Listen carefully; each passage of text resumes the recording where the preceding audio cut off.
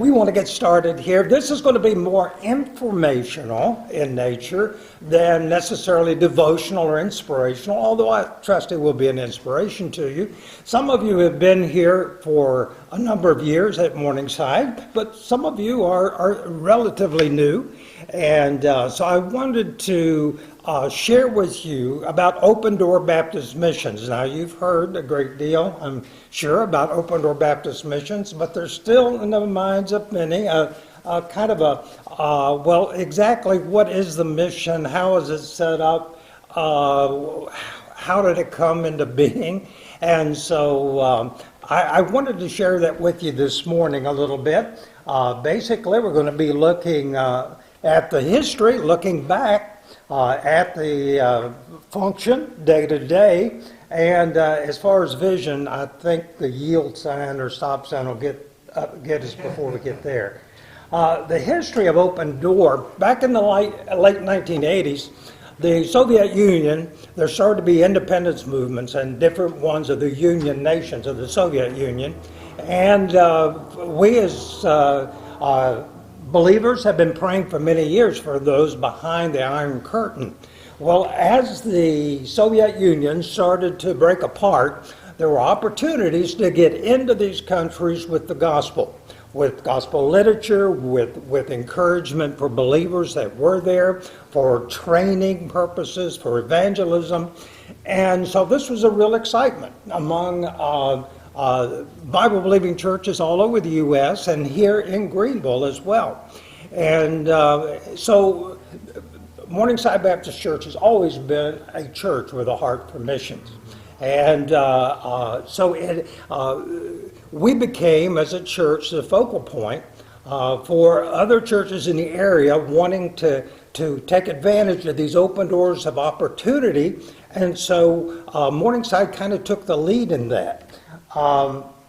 So in light of these opportunities, many local churches were eager to get some help into the former Soviet Union. And so we became a channel through whom many of these projects and missionary outreaches were channeled. So we began with some projects, some literature, and so forth, and we even had a group of pastors. They would meet to pray for these open doors of opportunities. And then in September 23rd of 1990, and you know, one of your former Sunday school members, Brother John Lewis, who just went to be with the Lord, he is the one who made that motion. As a 27-year-old, I think, in the business meeting for the establishment of Open Door Baptist Missions. And we took the Bible verse, of course, from Revelation chapter 3:8. Behold, I have set before you an open door, and that seemed to fit very well into the initial thrust and purpose of Open Door Baptist Mission. So that's where the name of the mission came from. Well, some of the first projects were that of the printing and distribution of Christian literature. Now, let me explain. Those of you who have, very few of you perhaps, who knew Brother Sherman Dye, but he was a godly man who loved the Lord, generous, and with a printing shop here off of Wade Hampton Boulevard, and a member of Morningside, and he printed thousands and thousands of pieces of literature. This one, for example, is one in Polish that was distributed in Poland, showing the fallacies of the Roman Catholic Church. There were other printing opportunities, such as the one to Bulgaria. There were 10,000 Gospel of John distributed there in Bulgaria. There were printing tracts printed in also in Russian and Lithuanian and other countries in their languages and distribution. So literature was a real large part of that initial outreach. One of the first teams that went over, and you can see here from left to right, of George Roget, on the left, and Tom Queter, former pastor of McLaren, Eric Chapman, and then Sherman Dye on your far right. And they went on a team, and this was taken in Red Square in Moscow, and at that time went on up through some of the other countries as well, into Russia. And when they returned, then they put out this information to a number of our Bible-believing churches all over the U.S., and another team went over in 1993, and so there were mission teams. By the way, we did have a publication called The Doorpost, and a lot of it, we had projects as well. There were teams, there was literature, there were projects. One of these was the raising funds for the building of a children's home in Kathmandu, Nepal. Also, we raised money for the well for an orphanage up in northern Myanmar. One of the projects with which John Lewis was really connected is that of the production of the study Bible in the Kachin language of northern Myanmar. John took, using OCR, optical character recognition software, to take the Kachin Bible and to put it into digital format, which allowed then the study Bible to be formed. And so there was literature, there were mission teams, there were projects, and then the first missionaries. On that first team was Eric Chapman, who was an accountant here in Greenville, member of Morningside, and I believe at the time he was responsible for the bookkeeping here at Morningside. And so the Lord burdened his heart for the country of Lithuania. He came back, he and his wife prayed about it, and in 1992, Open Door Baptist Missions had their first missionaries, Eric and Kathy Chapman. They reached the field of Lithuania in January of 1994 after a time of deputation. There was growth then. There was Rob and Lynn Sider. Rob and Lynn went to Grenada and the island of Carriacou, began to work there. The McPhersons took it over. It's been under national leadership now for a number of years. Then when I came back from Brazil in 1993 to become the director of Open Door, Greg Wright, who had been, he was the assistant pastor, but had been heading up Open Door, his burden was for the West. And as soon as I got back here, he and his wife left for St. George, Utah, where they began Westside Baptist Church, which the Lord has blessed tremendously. Have a Christian school, now have a daughter church they've started. And so the first missionaries, the Chapmans, the Siders, and also the Wrights, of course, being members of Morningside.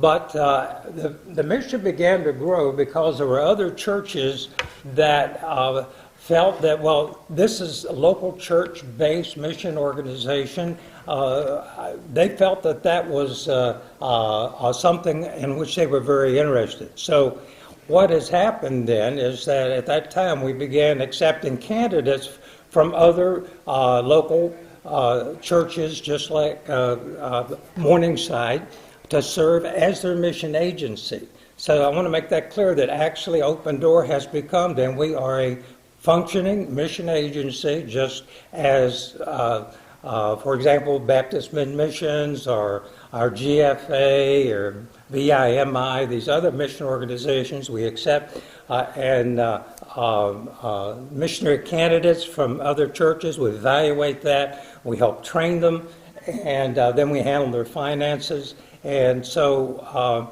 the mission continued to grow then through the late 90s into the early 2000s. And as far as the function, we can just read that. The purpose of Open Door Baptist Missions is to promote the work of Christ in regions that have been closed to the gospel or that presently have little or no gospel witness. It's done through the collective support of local churches. We stand ready to help Bible-believing churches place their missionary candidates on the field of God's call. It is our desire to give the gospel to those who have never heard. We endeavor to partner with those who already labor in the harvest fields and help those who will be later leaders of tomorrow. So that is really our purpose statement, and that is what appears on our website and on our literature.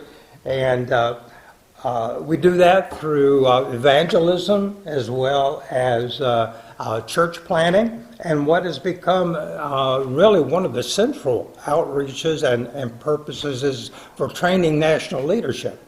And we've seen actually other countries and their churches begin their own mission organizations and outreach. The function is equipping. We help those candidates who come to us in the beginning of their missionary service to help train them. We had, especially in the early years, candidate seminars where they had training and even medical, financial, technology, as well as many other areas of study. There's also the counsel and encouragement. Brother Dave does a great deal of that, because you've got a number of missionaries, both here in the States and around the world, and on the phone, and maybe answering questions they may have, or helping them with some problem they may be having. And so counsel and encouragement of our missionaries, church relations, because we, as a mission, in working with a number of these other churches, we want to keep them up to date of what is happening and being able to service them. Also, the finances. You might be surprised. This past year, well, it was over $2 million in 2021 as well.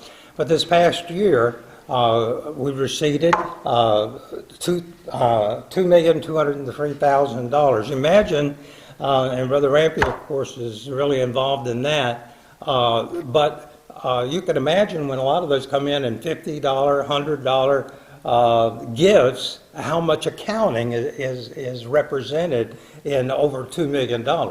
And so we were so thankful for those the Lord has given us to help in those areas. There has been a little bit of confusion at times, because we talk about open door missionaries and we talk about Morningside missionaries. And people get, well, an open door missionary is a Morningside missionary, or they all open door missionaries. But Brother Smith explained this if you were here on Wednesday evening. But there, as a former math teacher, I like sets and subsets. So here we go. The Open Door Baptist Missions has 34 missionary units. Now that is either a couple or a single. Each one would be a unit. We have 34 units, missionary units in Open Door, but Morningside supports 49 missionary units. All right, there is an overlap because 18 of those missionary units are supported by Morningside Baptist Church, and they are missionaries with Open Door Baptist Missions. Now these other remaining, 31 here with Morningside supported missionaries are with Baptist Missions, GFA, other mission agencies. But 18 of them are with Open Door. But they're Open Door missionaries that are not supported by Morningside, but by other churches. As far as the organization, there's a board of directors, chairman, director, and assistant director. And the board of directors is made up of 6 to 9 men here from Morningside that must have the qualifications of deacons. Some are presently deacons, and those are then chosen or approved by the deacon board here at church. Of course, the chairman, when we have our meetings, is our senior pastor, Pastor Crockett.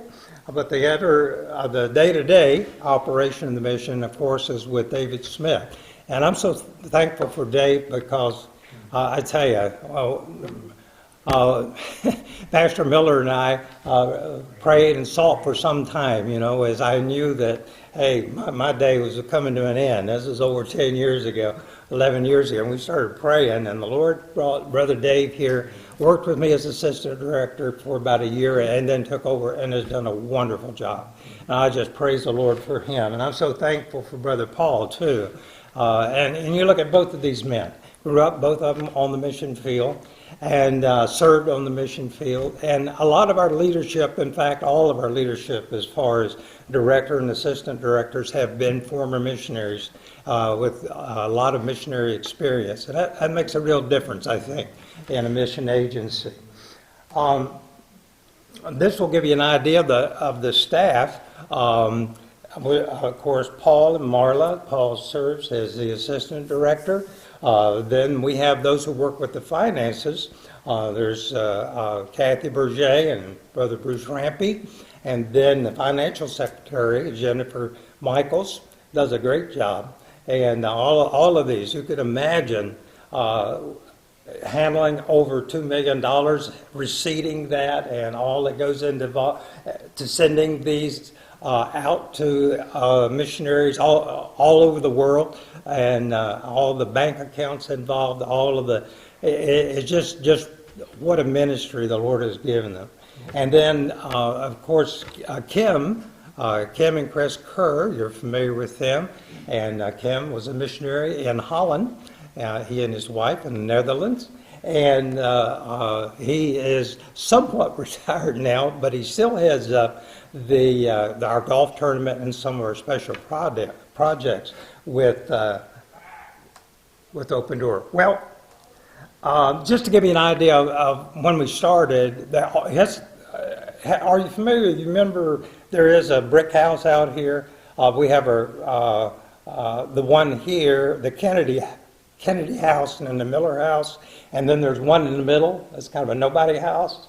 Nobody's lived in it since it's been moved. It used to be on Pelham Road, and the neighbor bought it, moved it over here on that property.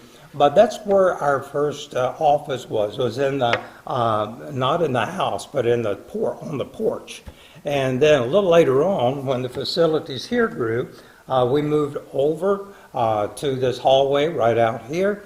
We had the one room, and then we took over another room, and then another room. And then this last year, the Lord provided some beautiful offices for us up on the second floor. And if you haven't been there, I would encourage you to come up and take a look. Now, the pastor mentioned this morning the war room, okay? That's the war room on the left. And that's where the staff meet, they pray for the missionaries, and that area is being utilized for a lot of different activities. The other room is the one in which there are the offices, all of the filing and that type of thing. So if you get a chance, come on up to the second floor, and you'll find it down on your right, as you go down the right hallway. I would encourage you to go to the Open Door website, odbm.org, and there you'll find a lot about the current activity of the mission, our missionaries, and I would encourage you to go there. You can also go to missionaries.org, which is another website that's being especially developed now with tremendous information there about needs and outreach throughout the world. So thank you very much, and